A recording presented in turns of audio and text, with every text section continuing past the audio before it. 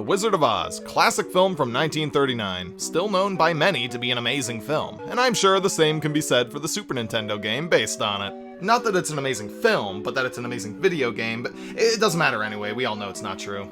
No, Dorothy! Dorothy, no! There's a tornado behind you! You're in danger! Just turn around for the love of God! Oh God! Did you see that?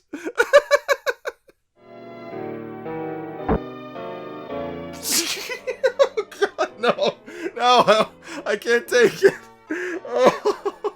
So, Wizard of Oz for the Super Nintendo.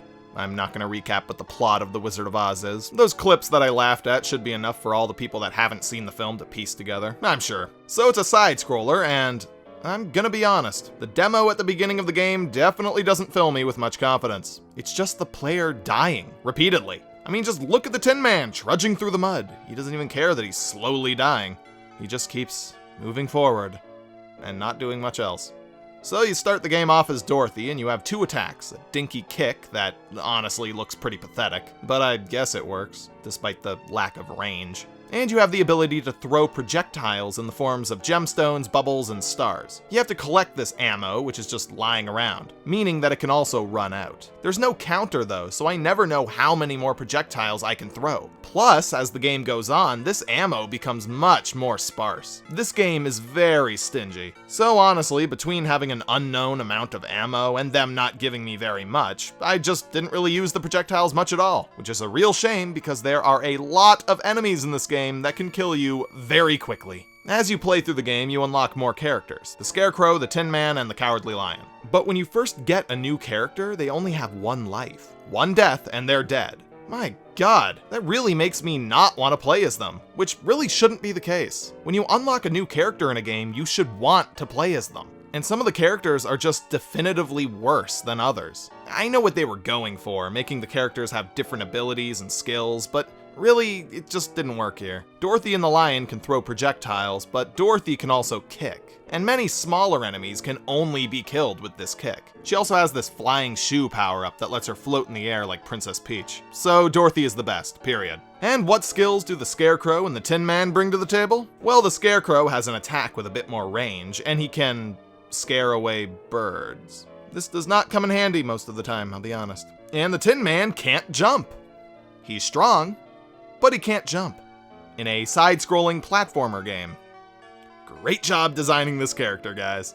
The game can't even nail the controls. X is kick, while Y is used to throw projectiles, which really just feels wrong to me. I don't know, maybe that's just me. I don't hear anyone agreeing with me, so I guess it's just me. But here's something we can all agree on. For whatever reason, the controls are different for the different characters, which is pretty stupid. Dorothy uses the X button to kick, but the X button doesn't do anything for the Scarecrow. Instead, he uses his pitchfork to attack with the A button, which is one of the two jump buttons for Dorothy. Why the lack of consistency? This is pointlessly confusing. Oh, and I haven't even mentioned the worst part of this game yet. Or I guess one of the worst parts, the first of several worst parts. The hit detection on jumps is unbelievable. It's unreal. You just fall through stuff. If you hit a platform from the side, or even just slightly diagonally sometimes, you go right through it. I mean, look at this, right through it. It's also really hard to tell what you can and can't stand on sometimes. Sometimes it doesn't even make logical sense, and things that definitely look like platforms 100% are just background decoration. This also leads to situations like this, where you fall and just hope to God that you get lucky and land on something. But God isn't listening. If he was, you wouldn't be playing this game in the first place. So it's a side-scroller, so you just reach the end of each level and progress to the next one until you're done with them all and win the game, right? If only it could be that simple. Not only do you need to survive through each of these levels, but you also need to collect bricks for the Yellow Brick Road, which in this version of the classic tale is incomplete for some reason and needs fixing, and also comes in a multitude of different colors, which is odd considering it's called the Yellow Brick Road. Each world ends with a broken bridge. You need to collect 100 bricks throughout that world in order to fix it. You can technically get away with not collecting all 100 and just hopping across between floating bricks, but it can be very easy to fall and die. As we've discussed, the platforming in this platforming game is not very good. On top of that, you also need to collect several tickets hidden away in each world. These can be particularly hard to find, and you need all of them to access the final level of the game, the Emerald City. And the way that this game is designed, having you search through levels and possibly even replay levels multiple times to find everything, you'd think that you'd be able to save your game or something. But no, you don't. And if you run out of lives, you start over, back from the title screen. You can put in a long, tedious password to return to where you were, but you're only given these passwords at certain points in the game, basically twice per world, whenever you unlock a new character or when you beat a world and move past it. This just makes the game even more tedious and long-winded. And why make me put in the password every damn time I die? Just let me continue! Even if you make me go back to the last point where I was given a password, just do that. At least I wouldn't have to type it in every time. Let's talk about presentation, mostly because there's not a whole lot to say. As I've mentioned before, the game often looks very cluttered, making it very difficult to tell what you can and can't stand on. This is a prime example of bad graphics literally hurting a game on the gameplay level. Probably the worst thing that a game's graphics can do. Other than that, they're okay. Whenever it's a level where it's obvious where you can stand, it looks fine. The main menu, on the other hand, does not. The intro at the beginning looks really ugly. This is the Super Nintendo, and you're telling me they couldn't do any better than this? I know the beginning of the film is in sepia tone, but it wasn't ugly, it just lacked color. This is, well, Dorothy appears to just be a cardboard cutout, she doesn't move at all, and Toto strangely pops out. It just doesn't look right. Oh god, the tornado again! Toto, just give up on her! She's not moving! Run away! Save yourself! The music in this game is not great, and that is being very polite. Some of the music is from the film. It plays a decent, I guess, rendition of Somewhere Over the Rainbow.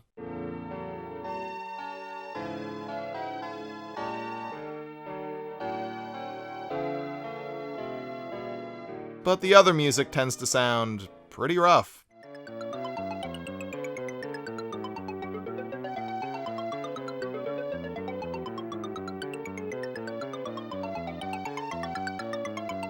Yeah, it's, not the most pleasant thing to listen to. Especially when replaying levels again and again. I don't want to listen to this drivel anymore. But hey, I guess I can give this game a little bit of credit. They must have known that the music wasn't very good, because they actually let you turn the music down. I don't think a lot of games back then did this, so yeah, good job actually. But yeah, that's really one of the only nice things I have to say about this game. This is a deeply unpleasant game to get through. It's really a drag. It's a lot worse than it looks. The difficulty in this game ramps up pretty quick. The first couple of levels are pretty easy, and then it suddenly gets a lot harder, and then it straight up gets impossible. I cannot begin to tell you how many times I had to replay just this level. This isn't even late into the game. This is still in the first world, literally right after getting the Scarecrow and getting your first password. And every single time I game over, I have to put in this code again. Come on, I spent so long here, dying and having to put in the password again and again. I spent so long on this level that I actually memorized the password. And it's not a particularly short password, it's a long password. I don't want to say the word password anymore. I've said it like a dozen times already. Password! This level honestly almost made me quit. And you know what's even worse?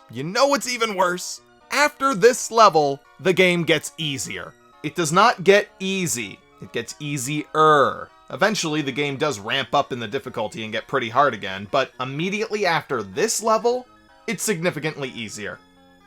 Great game design, guys. Good job. Are these guys even from the movie? Because I don't remember them at all. I kind of like them, though.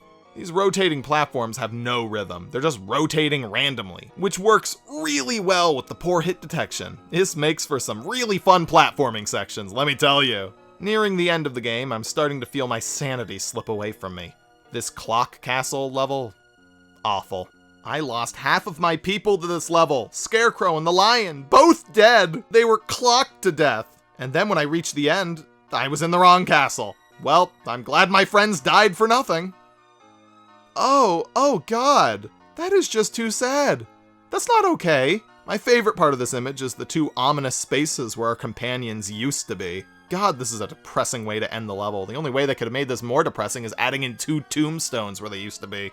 Let me tell you guys something. There is no better joy in the world than climbing up a vertical level, all the way up to the top, passing by a multitude of enemies and difficult jumps, by the way, only to reach the tippy top and find that you need the flying shoe power-up for Dorothy so that you can make this jump. And I searched through the entire level. I couldn't find any. So either I somehow missed them, or I'm expected to go back to a previous level, get them, and then bring them back here. And I'd only know to do that by climbing all the way up here in the first place. I hate this game. I don't even want to call it a game. Games are fun. They're entertainment. I wouldn't call waterboarding a game, but anybody who would probably enjoy this game. Well, they can keep their waterboarding game.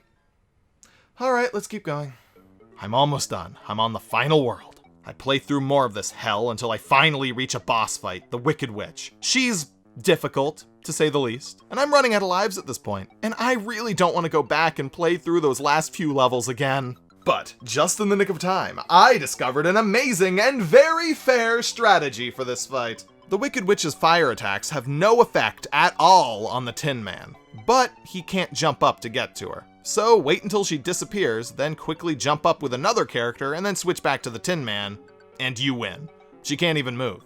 After defeating the Wicked Witch, no, I can't do it. I can't do it. Crystal Hell. Rotating platforms, meaning well-timed jumps. Platforms that fall, meaning pain. And the same old falling through platforms bull that I've had to deal with for the whole game, meaning I wish I were dead. I'm at my wit's end. I can't. I can't, man. I just can't, man. This is actually the first game in quite a long time that actually made me throw my controller.